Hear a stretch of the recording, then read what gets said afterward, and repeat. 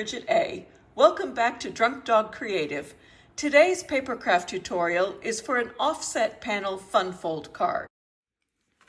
The great thing about this card is, while this has been designed as a Christmas card, it's a style that you can adapt to anything you want by simply changing the colors, the pattern papers, the embellishments, the sentiment. So this, just go use your imagination and go wild with this. I'm also giving the instructions on the blog in both metrics for an Australian UK A6 card and in Imperial for a US A2 card. This is the US A2 card. They are different card sizes because our papers are different sizes. So I've designed it in both, and the instructions will be on the blog for both. But for this video, I'm going to do it in metrics because while I have an American accent, I live in Australia and we work in metrics. So let's look at the supplies used to make the card. There's a full supply list in the description of the YouTube video, as well as on the Drunk Dog Creative website with the blog post. But what I've used is some items from the September to December 23 mini catalog from Stampin Up, which includes the Night Divine sentiment step, which is Christmas oriented. It's the red rubber cling stamps, and they're just fabulous. And I've also used these little self-adhesive star trinkets as an embellishment. But this is the star of the show, is the Shining Brightly Specialty Designer Series papers. This is only 2 patterns of it. They're 12 by 12 inch papers. There's 6 sheets. They're single-sided. So there's 1 sheet of each design. 3 are in Night of Navy with gold, and 3 are in Very Vanilla with gold. And that's what gives you these beautiful, different mix and match kind of looks for the cards. Besides that, of course, I've got my Night of Navy cardstock and my Very Vanilla cardstock. I've got my Stampin' Seal, and I've got my multi-glue. So that's what I've used for it. What I have done is I've stamped my sentiment before doing the video just to save us some time from that set. But I'm going to talk you through the cut plan right now. Your cardstock base should be 180 millimeters wide by 148 millimeters tall, scored at 74 millimeters along that 180 side. And then the piece that forms the front flap should be 100 millimeters wide by 128 millimeters tall, and it should be scored at 20 millimeters along that 100 millimeter side. They form the basis of your card.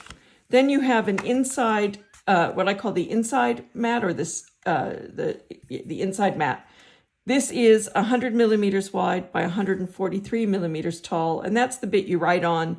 If you want to stamp something on that as well, do it before you assemble the card.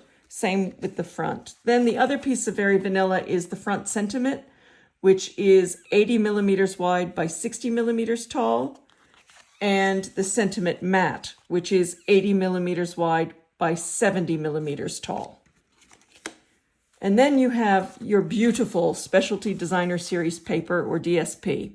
So I have cut 2 panels to go on the left flap of the card. These panels are labeled DSP1. You cut 2 of these, 70 millimeters wide by 143 millimeters tall. And then you cut 2 to go on the right side flap. And these are DSP2. They are 75 millimeters wide by 123 millimeters tall. And once you've cut all your pieces, the next step I'd recommend is to stamp or emboss whatever you're going to, especially on that front sentiment panel and anything you might want to put on the inside panel. Once that's done, it's simply a matter of assembling it, which I'm about to show you how to do. Okay, I've got my 2 larger pieces of the Night of Navy cardstock, and I'm going to fold them along that score line, and I am going to use a bone folder to make that crease kind of sharp. That's kind of important to keep the card closed with this kind of fun fold. I'm going to do the same thing here. I'm going to fold it, and I'm going to crease it fairly sharp with my bone folder.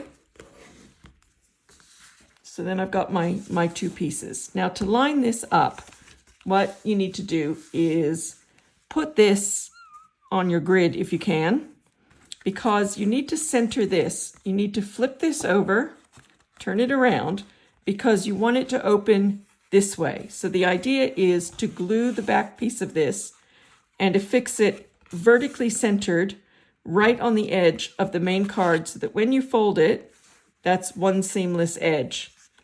So you know if you use the tape, once you put it down, it's down. And if you've done it before and put it in the wrong place, like I have so many times, then you know that when you go to take it off and fix it, it can tear. So if something's a bit fiddly, I usually then go to the liquid glue.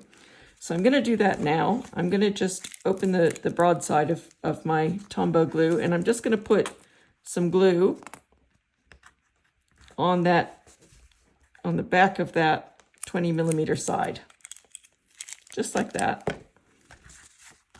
Then I'm going to square this off and try and put this roughly centered, vertically centered as much as possible along that edge. I'm going to fold it over and see if I need to just cheat it a little so that it's all one edge. And when it's where I want it, I'm going to press it down and let that stick. While that's drying, I'm going to take some tape, although again, you could use glue, and put my inside sentiment mat, the inside mat, right over it, which covers this piece. And that should just go there and cover that perfectly.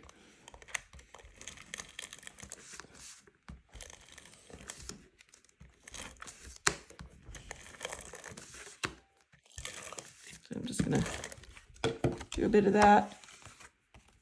And I'm going to try to center that as best I can.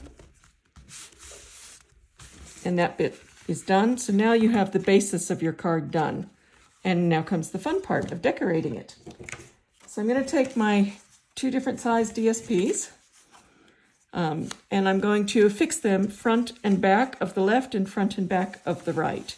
And again, you can use tape or glue for this, depending on how sure you are you're going to get it in the right place the first time. And for me, it's hit or miss. I still find the tape easier, but it can be hit or miss. And to make it easier, you can open it up so you're working on a flat surface, and you want to center that quite nicely with just that thin edge around that piece. And then you want to turn it over and put the other one in.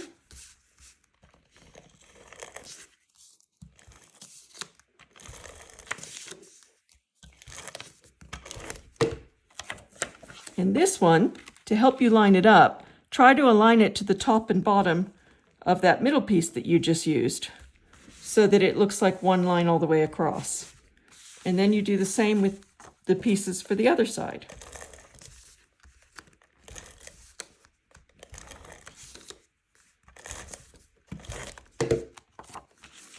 And it doesn't matter what order you do these in, but the idea is to have a fairly even rim around it. And if you flip it over to this side, make sure that if your pattern has a top and bottom and you flipped it over like that, don't do it upside down. So sometimes you might want to just do it that way. If you want it flat, just make sure if you have a top and bottom that you haven't done it upside down. Ask me how I know. And with this pattern, there isn't really a top or bottom, so I'm pretty safe.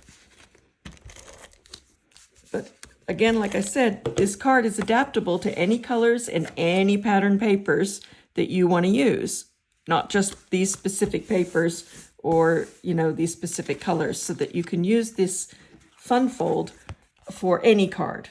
So now that's done, and we're almost there. The only thing left to do is to add the front sentiment mat and the front sentiment piece. So what I do is take the mat, put my adhesive on it, and this one you want centered vertically, but you do want it to go right up to the edge of the fold and the left edge, and you want to get that a little straighter than I just did. So it overlaps that edging, if you can see that. Then you want to put the adhesive on your sentiment.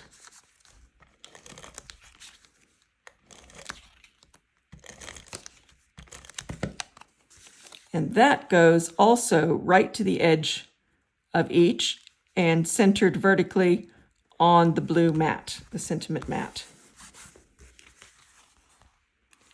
And that's how easy that is. It's an effective and beautiful card. Now, if you want to step it up a little bit, I'll just grab my take your pick here, and I'm going to get one of these little adhesive, self-adhesive stars off. And I'm going to put it there. And look at that. Those stars and those stars are meant to go together. Isn't that cool? So these are called adhesive back star trinkets, and they're also part of the new catalog. So there you go. A very easy fun fold to do that's very effective, that's beautiful, that you can decorate any way you want. So you could use any color, any type of paper. You could use any type of sentiment. You could even decorate these panels with embellishments and stamps instead of paper. So it's a really versatile card. So this one is the Australian A6 card that's in metrics. This is the US A2 card. And again, I've just used different papers. You can see that the stars come in both, the hollies come in both, and then there's another really pretty paper as well. But this is the American sized one and the Australian or British sized one. Now, just as a little bonus before you go, I did the same fun fold in a Thanksgiving theme using another set of designer series papers from Stampin' Up and some other bits and pieces that I've had around. So you can see I did the same fold, but I used different stamps and different insides and different papers. This was a little stamp where I used the Stampin' Write markers to color parts of the stamp different colors and then stamped it. So there's a hot tip for you. You can use your Stampin' Write markers to draw on your stamps and then stamp in different colors in one go. So that's one, and I just put a little leaf with a little sparkle that I had in my stash and this beautiful copper ribbon, which is also part of the new mini catalog.